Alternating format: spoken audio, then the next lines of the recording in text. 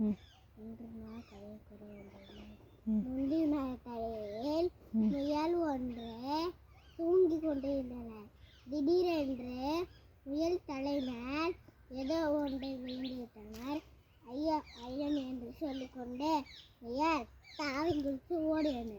வயல் வந்த சேவலிடம், சேவலே, உனக்கு தெரியுமா, என் தலையில் இடி விழுந்து விட்டது என்று சொல்வது.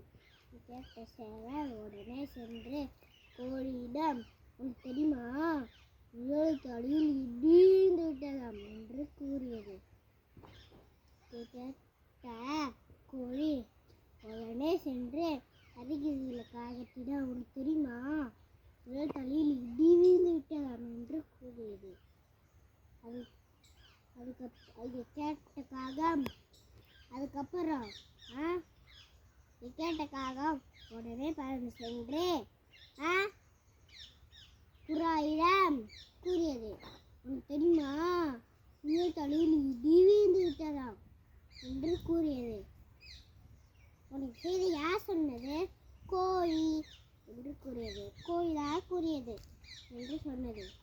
அது ரெண்டும் சென்று கோழி கருத்து சென்று கோழியிடம் கேட்டனர், நீங்க பார்த்தியா? இல்லை, சேவல் தான் கூறியது.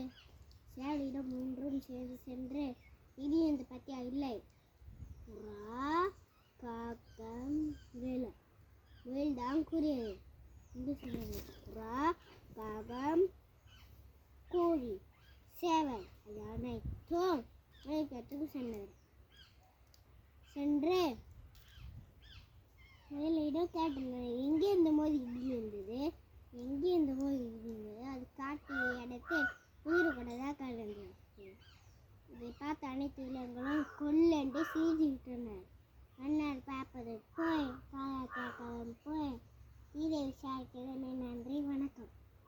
வணக்கம். எப்படி சொல்லலாம்? கை கும்பிட்டு தானே சொல்லணும்.